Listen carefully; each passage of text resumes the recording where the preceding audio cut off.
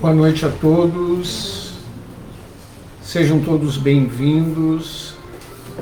Vamos iniciar a nossa atividade, mas antes queremos fazer a chamada para o momento de oração que fazemos diariamente às 9 horas. Podemos iniciar o dia com aquela construção de uma atmosfera benfazeja, de uma atmosfera salutar, e quando oramos, criamos essa atmosfera e então envolvemos todos aqueles que estão conosco nesta caminhada evolutiva. Fica mais fácil de superar as provas, fica mais fácil de construir o progresso, fica mais fácil de produzir as transformações em nosso íntimo que necessitamos para chegar a espíritos puros. Então, imperdível um momento de oração todos os dias, 9 horas, transmissão pelo Facebook. Lá sintonizem a página da sociedade e neste horário, então, oramos para todos aqueles que estão conosco nesta caminhada para espíritos puros. A nossa atividade de hoje é dialogada e todos podem participar. Todos podem, então, fazer perguntas, dar opiniões. É uma atividade bem interessante, né? Porque às vezes a gente assiste a exposição, a gente não pode perguntar nada e não pode falar nada. Essa não, essa dá para fazer tudo isso. E a pergunta de hoje é: Jesus construiu alguma religião? É bem interessante a pergunta, né?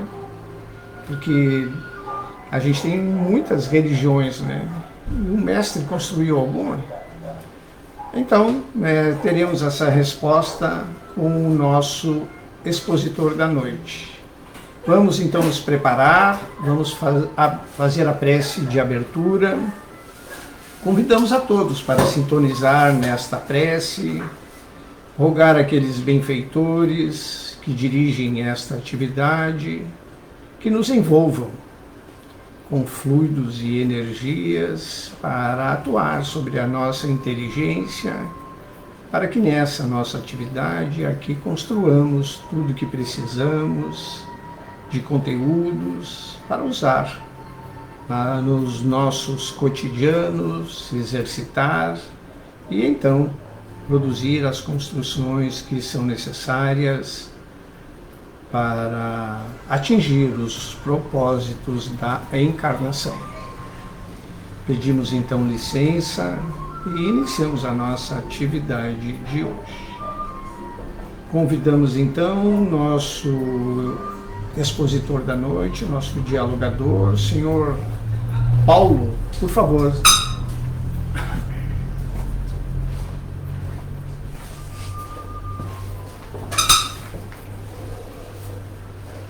Boa noite a todos, uma alegria recebê-los aqui em nossa sede, uma alegria também recebê-los todos vocês que estão nos assistindo pelo Facebook.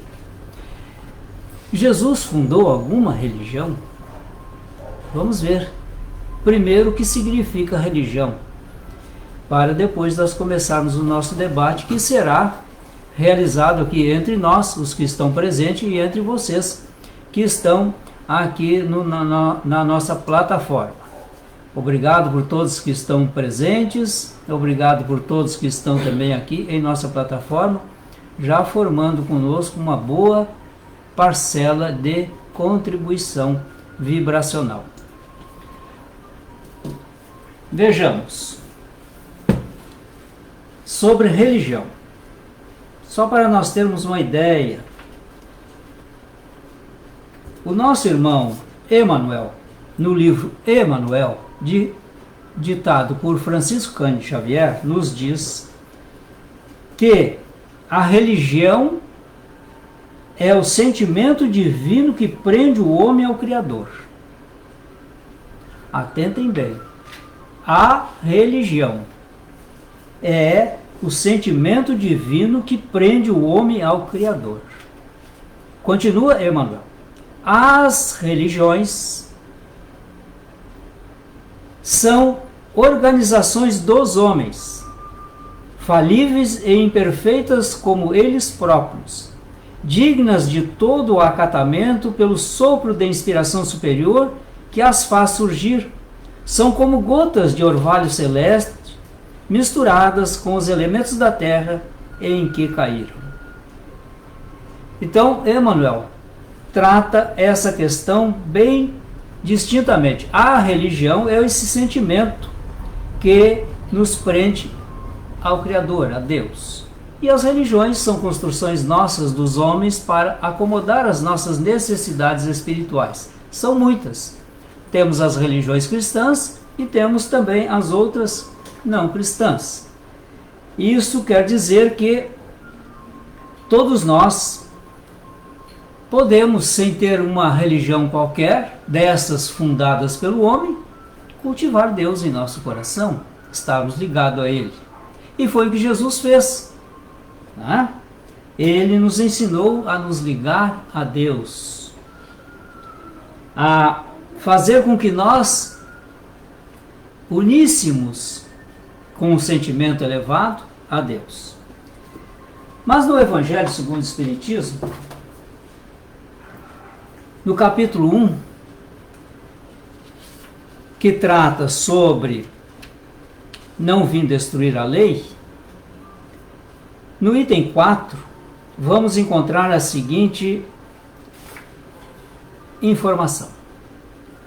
Mas o papel de Jesus não foi o de um simples legislador moralista, tendo por exclusiva autoridade a sua palavra. Cabia-lhe dar cumprimento às profecias que lhe anunciaram o advento. A autoridade lhe vinha da natureza excepcional do seu espírito e da sua missão divina. Ele viera ensinar aos homens que a verdadeira vida não é a que transcorre na terra, e sim a que é vivida no reino dos céus. Viera ensinar-lhes o caminho que a esse reino conduz. Os meios de eles se reconciliarem com Deus e de pressentirem esses meios na marcha das coisas por vir para a realização dos destinos humanos. Entretanto, não disse tudo, limitando-se, respeito a muitos pontos, a lançar o germe de verdades que, segundo ele próprio declarou, ainda não podiam ser compreendidos. Falou de tudo, mas em termos mais ou menos implícitos. Para ser apreendido o sentido oculto de algumas palavras suas, mister se fazia que novas ideias e novos conhecimentos lhes trouxessem a chave indispensável. Ideias que, porém, não podiam surgir antes que o espírito humano houvesse alcançado um certo grau de madureza. A ciência tinha de contribuir poderosamente para a eclosão e um desenvolvimento de tais ideias. Importava, pois, à ciência tempo para progredir. Então, por aqui nós podemos ver que a nossa religião é uma só. A nossa religião é uma só. É a nossa ligação com Deus. Poderemos ter muitas religiões. E todas elas procuram nos levar para Deus. Todas. Então, vamos fazer a primeira pergunta. Estou satisfeito com a religião que abracei? Quem pode responder? Pode ser aqui do público, pode ser vocês que estão aqui nos assistindo pelo Facebook. Se não tiver ninguém aí, tu me chama que eu falo. Por enquanto, ninguém se manifestou, Luiz. Pode falar. Bem, na verdade, tu citou o Evangelho, né? Do capítulo 1 ao capítulo 4 são premissas. O que é premissa? A premissa é a origem base de uma raciocínio, né? Tá, no capítulo 1 está lá, não vim destruir a lei. No capítulo 2, meu reino não é deste mundo. No capítulo 3, há muitas moradas na casa de meu pai. E no capítulo 4, ninguém poderá ver o reino de Deus se não nascer de novo, que é a vida espiritual na plenitude, né? Então assim, há muitas encarnações. O que eu tenho que fazer? Viver isso, viver a lei, saber que eu vou ter muitas encarnações e me preparar para essas encarnações. Coisa que eu não faço, né? Na verdade, eu vem para a encarnação, só vive a vida material e não exercita a vida espiritual, né? Então assim, a gente tem que ter essa ciência o tempo inteiro da vida espiritual e se preparar para ela. O que eu quero ser na encarnação seguinte? Eu tenho que me preparar agora. Muito bem. O Luiz traz a questão da previdência. Estarmos preparados para o futuro. Rosane? Olha, eu estou satisfeita. Eu estou satisfeita com o que eu encontrei dentro da doutrina espírita. O conhecimento da doutrina espírita. Tudo aquilo que eu tenho aprendido, né, desde de assistir palestras ou em grupos de estudo, tem tudo dando para mim um equilíbrio e muita força para vencer as dificuldades. Encontro dentro da religião que eu escolhi tudo aquilo que eu busco, que é o conforto, o consolo, e me sinto próxima de Deus. Então a Rosane está dizendo e respondendo que está satisfeita com a doutrina espírita, porque ela sente essa proximidade com Deus. A Jane? Eu da mesma forma que a Rosane, eu também me sinto muito feliz com a religião espírita.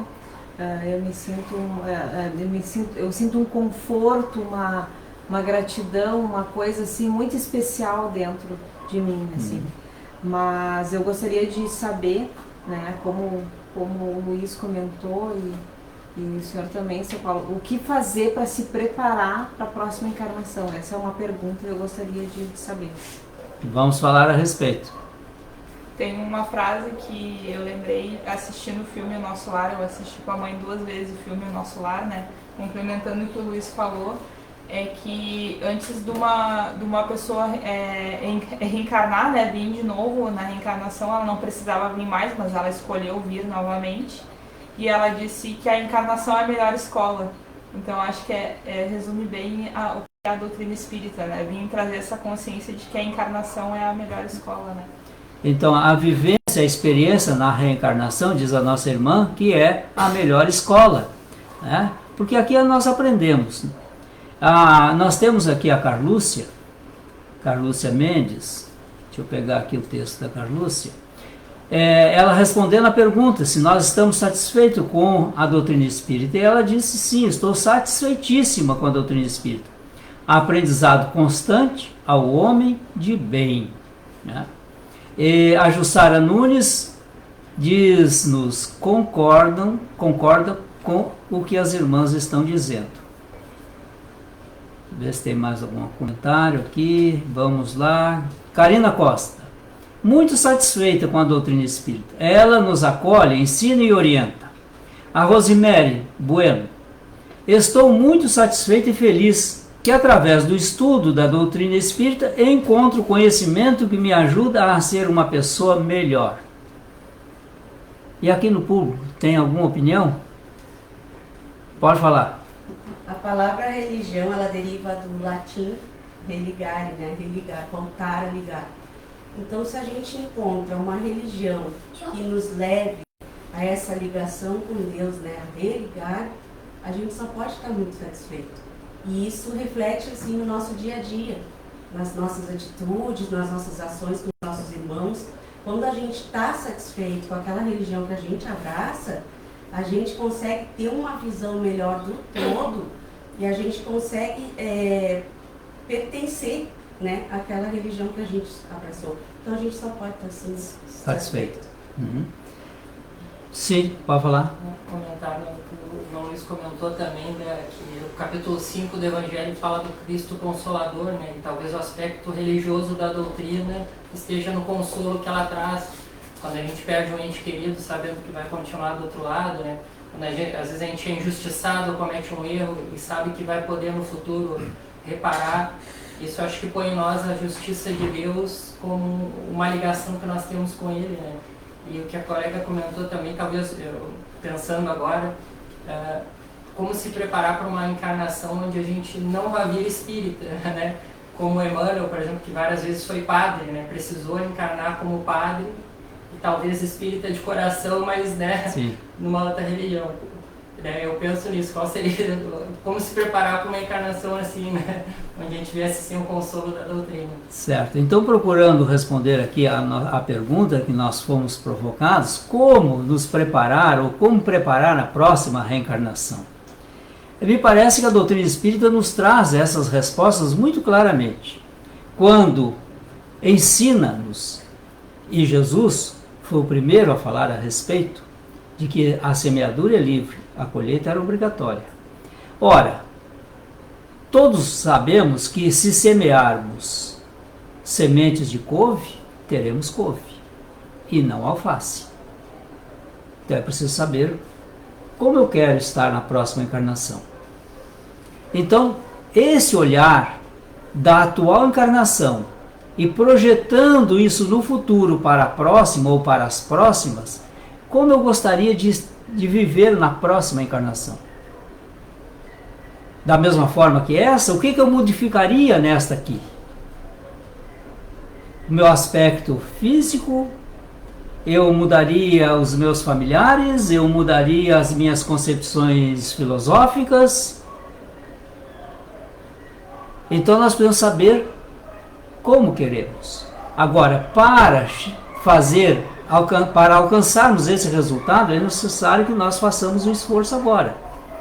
Começar a pensar em fazer o bem, a amar indistintamente as criaturas, é a semeadura. Perdoar sempre. Desenvolver a paciência, a tolerância, a resignação. Isto significa dizer, trabalhar as nossas imperfeições para que elas tornem-se pouco a pouco em virtudes. Porque a próxima reencarnação, quando formos um pouco mais virtuosos, teremos menos vicissitudes, menos dor, menos sofrimento, menos angústia. Estaremos mais em paz conosco mesmo. Porque isso foi a nossa construção. Hoje, a nossa atual reencarnação é fruto do nosso passado. Nós não estamos nessa reencarnação de forma descontextualizada da nossa vida passada, das nossas existências passadas. Hoje colhemos aquilo que plantamos no passado. Ah, mas eu não gosto, por exemplo, das criaturas apontarem o dedo para mim. Por que tu não gosta de alguém que aponte o dedo para ti? Qual é o sentimento que está te machucando? É nisso que nós temos que consultar. Ah, eu me sinto assim, assim. Bom, então trate de aceitar o outro como ele se expressa. E comece a mudar aquilo que tu não gosta em ti. Não faça ao outro o que não gostarias de receber dele. Luiz? Na verdade, o caminho é para chegar a espíritos puros, né? Sim. A pureza de coração, está lá no Evangelho, né?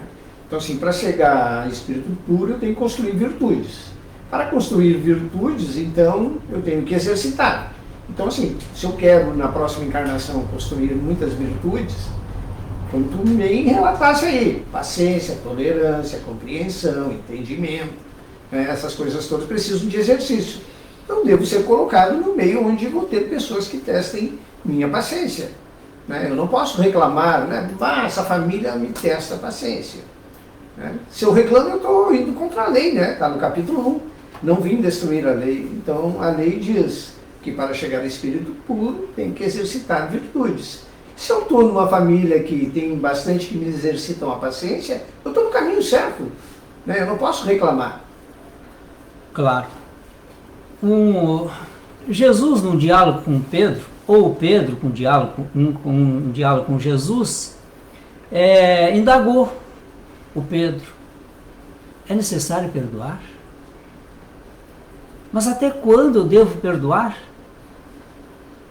E Jesus diz: perdoar infinitamente. Não só 7 vezes, mas 70 vezes 7 vezes. Isso significa sempre.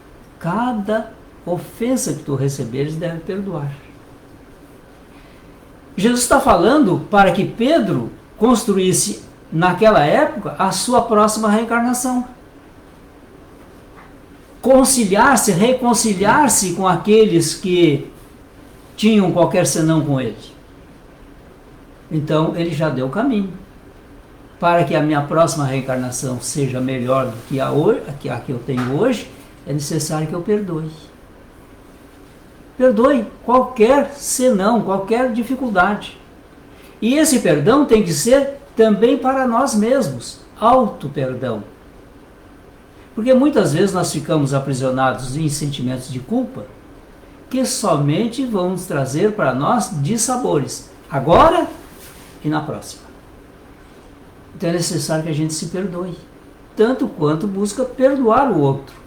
Não importa a ofensa que ele nos fez, importa que nós compreendamos que a criatura se expressou conforme ela consegue se expressar. Não foi como nós desejaríamos. Não foi. Mas é o que a criatura pode fazer. Ela não pode fazer mais do que isso. Porque também nós deixamos muito a desejar com aqueles que nós amamos e com aqueles que nos amam. Quantos equívocos nós cometemos com os nossos amores? E achamos que estamos certos.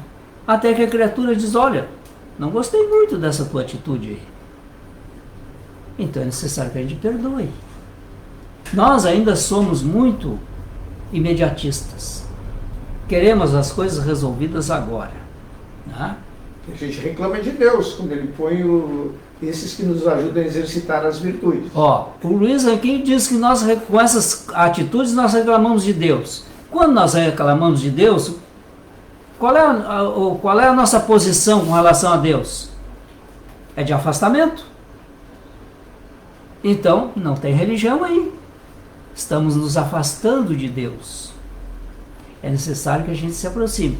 Como Emmanuel diz, a religião é aquele sentimento que nos aproxima de Deus. E aproximar-se de Deus, Jesus falou também a respeito. Quando ele traça um paralelo com a lei de Moisés, os 10 mandamentos, que ele sintetizou para nós, a fim de que a gente não se perdesse com 10 mandamentos. Ele sintetizou em 2. Dada a nossa pouca condição de escolha, de seleção. Diz ele: ame a Deus de todo o teu coração, de toda a tua força, de toda a tua vontade. E o segundo, que é semelhante a esse: ame o teu próximo como a ti mesmo. Ora, se é para mim amar o meu próximo como a mim mesmo, eu preciso primeiro me amar. Não tem como fazer diferente. E eu pergunto: nós nos amamos? Fica a pergunta no ar. Nós nos amamos? Se ninguém quiser responder, eu posso responder. Vamos lá, Luiz. Me ajuda aí. Na verdade, tu falou amar a Deus do fundo da alma e do coração, né? É o primeiro mandamento. E o segundo, amar o próximo. Aí tu traz, se eu me amo, a questão é, se eu me amo, eu posso então ter condições de amar o próximo. Então, qual a principal essência dessas duas coisas aí, né? Que a gente nunca está no lugar errado, né? A gente sempre está no lugar certo. Quando eu esbravejo contra o meu próximo, eu estou ferindo a principal lei, que é amar a Deus, porque é Ele que colocou aquele ser ali para me ajudar a construir as virtudes que preciso. E quando eu não me amo, eu também estou, né, ferindo uma lei de Deus, que Ele está nos colocando numa condição para que eu possa construir essas virtudes, para chegar a espírito puro. E uma delas é se amar, porque quando eu me amo, eu posso amar o próximo. E me amar significa entender todas as minhas imperfeições, né? Entender todas as mazelas que ainda habitam em mim. E depois que eu me vejo assim, eu posso entender que no outro também habita. E aí fica fácil, né, de entender o próximo e perdoar. O Luiz coloca aqui uma condição que amar-se é compreender a sua própria fraqueza. Todas elas. Todas elas. Mas está se amando? Não, primeiro ele tem que fazer esse entendimento, para daí se perdoar e começar a se amar. Ah, então não resolve eu conhecer os meus defeitos, as minhas imperfeições. É preciso que eu me ame, conheça as minhas imperfeições, as minhas limitações e me esforce por modificá-las para uma polaridade positiva. Isto é, as questões negativas, que são as nossas imperfeições, têm o seu correspondente em virtudes, que são as polaridades positivas. Por exemplo, egoísmo. O que é contrário ao egoísmo? Altruísmo. O altruísmo. O que é contrário ao orgulho? Verdade. Humildade. Bom, aí só nessas duas imperfeições que eles chamam, né, os espíritos dizem, né, que o egoísmo e o orgulho são as grandes chagas da humanidade. Se eu consigo mudar um pouco meu egoísmo, um pouco meu orgulho, eu estou me amando. Não precisamos fazer muita coisa, mas basta que a gente diminua a intensidade com que o egoísmo habita em nós, tanto quanto o orgulho. E assim nós vamos nos melhorando, preparando a próxima reencarnação. Tudo começa agora. Porque hoje nós já somos o resultado do que fomos ontem. Não tem como mudar mais. Agora, daqui para frente, podemos sim.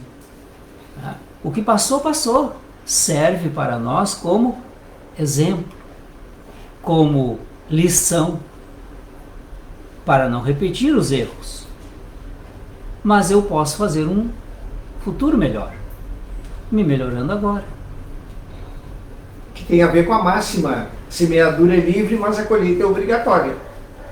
Exatamente. Bom, aqui dos nossos irmãos no Facebook não tenho mais perguntas. Eu gostaria de receber alguma orientação de vocês aí que estão nos assistindo. Faça uma pergunta ou uma colocação do seu entendimento. E já vamos começando a perguntar, porque o nosso tempo aqui é o nosso principal inimigo. Ele é um cobrador implacável. Jesus fundou alguma religião? Dizem que ele fundou o judaísmo, né? Mas eu não sei se isso é... se isso é o Não, que ele é. não fundou o judaísmo. Ele viveu no judaísmo, né? Ele era judeu, viveu no judaísmo. Mas ele não fundou uma religião.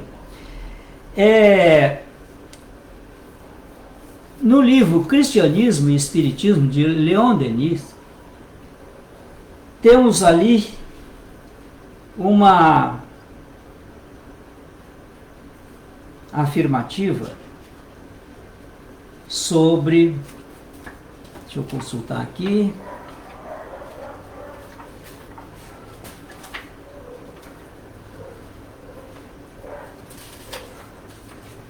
deixa eu achei. Cristianismo e Espiritismo, de Leon Denis. Religião de Jesus. Ele fala a respeito da religião de Jesus. Vamos ver o que Leon Denis nos diz. A religião de Jesus não é exclusivista. une todas as almas crentes num vínculo comum, prende todos os seres que pensam, sentem, amam e sofrem no mesmo amplexo, abraço, e uma só comunhão de amor. É a forma simples e sublime que vai direta ao coração, comove e engrandece o homem, franqueia-lhe as infinitas sendas do ideal. O que Leon Denis está dizendo? Que essa é a religião que nos liga a Deus. Ora, ligar-se a Deus é ligar-se ao Criador. Deus nos cria, simples e ignorantes, dá-nos as oportunidades de crescimento, de evolução, e nós, pelas nossas próprias mãos, isto é, com esforço próprio, o esforço tanto manual quanto intelectual, vamos construindo o caminho para trilharmos no futuro, religando-nos ao Criador. Mas fazemos isso todos os dias. Nós nos ligamos ao Criador todos os dias, embora não tenhamos consciência disto. Vejamos, o corpo que nos serve de instrumento, esse corpo de agora que nos serve de instrumento, pela sua natureza, pela sua biologia e pela infinita bondade e perfeição de Deus, se renova. A cada 7 anos, diz a ciência, nós trocamos todas as células do nosso corpo físico. O que significa dizer que alguém com 70 anos como eu já tive 7 corpos. Nem notei essa diferença. Então, as mudanças são permanentes.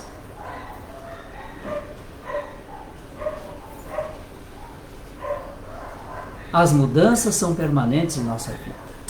Mas nós temos uma vaga ideia de que a gente não muda em nada. Mas Deus propicia essa mudança para nós. E nos deixa alguma coisa para que nós façamos a nossa própria mudança, que significa dizer a nossa aquisição intelectual e as nossas qualificações morais. Isso é por nossa conta. Quando a gente desenvolve a inteligência, quando vamos desenvolvendo as nossas qualidades morais, nós estamos nos ligando passo a passo com Deus, com o Criador. E o mais Ele administra.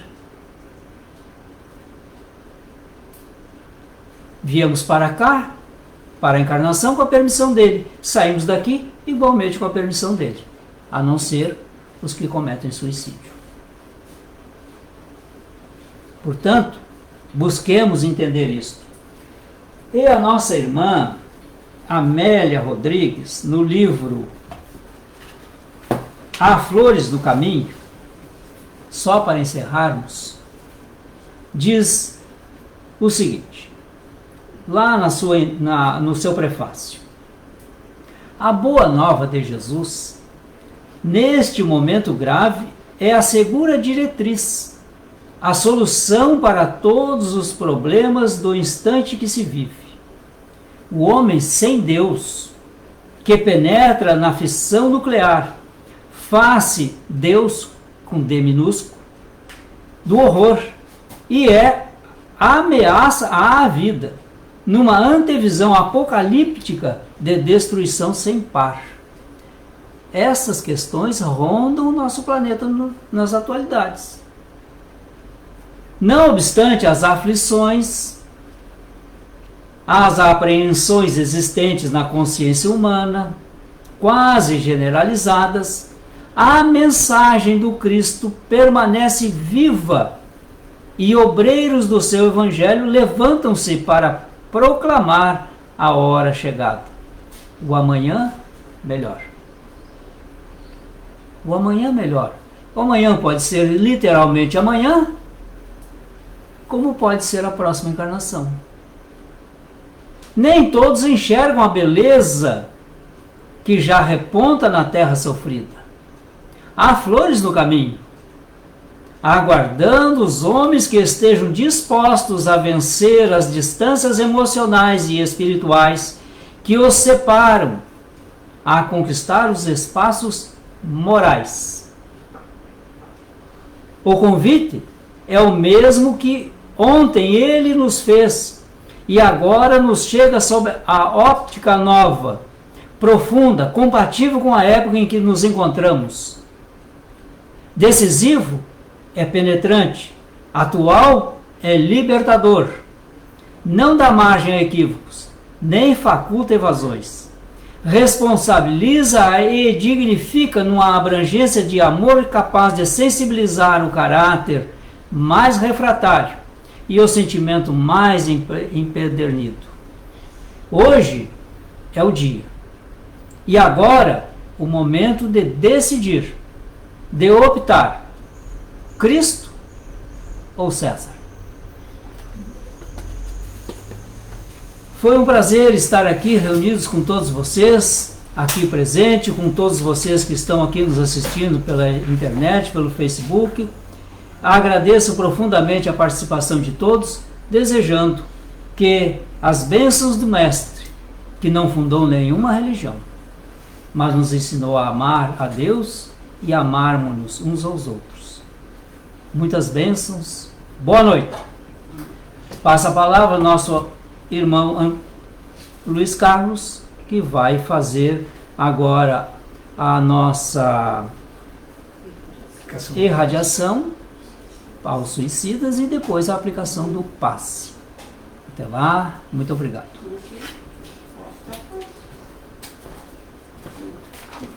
Vamos então nos preparar para a irradiação, né? Podemos orar por aqueles nossos irmãos que no planeta saíram pelo suicídio. O suicídio consciente e o suicídio inconsciente. Então, nos preparando, vamos pedir ao amigo Jesus, a todos aqueles benfeitores espirituais, trabalhadores da seara divina, a assistência a esses nossos irmãos, alguns e na grande maioria desconhecedores da vida espiritual, achando que tudo acabava com a saída da encarnação, perdidos, alguns em lugares escuros, profundos da crosta terrestre, precisando iluminar os seus caminhos, precisando ser tocados intimamente pelo teu amor e pela tua paz, querido Mestre Jesus. Envolve-os com este entendimento, despertando-os para as suas realidades e também acolhendo-os e ajudando-os a prosseguirem na sua jornada evolutiva. Envolve-os com fluidos curadores, tonificadores, repositores da harmonia, muitos precisando reorganizar as suas estruturas perispirituais, seus corpos de manifestação, causados por aquele delito que o levou a sair da encarnação. Cuida, querido Mestre, para que possam se recuperar, para que possam entender como superar essa nova realidade e ajuda-os a se preparar também para os novos desafios de progresso que estão por vir, levando-os a lugares aonde possam se preparar, se construir, entender essa realidade e então promover as transformações que são precisas. Nós também temos aqueles suicidas inconscientes que danificaram seus corpos de manifestação no plano físico, levados muitas das vezes exercitando sentimentos nocivos e desorganizadores desse corpo de manifestação, tanto perispiritual quanto o corpo físico. E então, com a chegada das patologias do corpo, acabaram saindo prematuramente da encarnação. Também que sejam assistidos, que possam ser envolvidos com teu amor e a tua paz.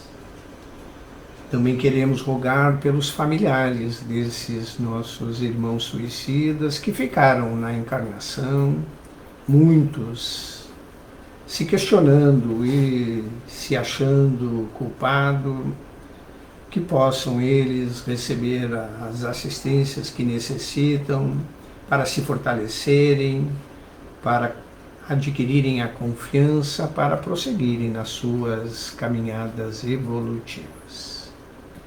Assim, então, finalizamos essa nossa irradiação.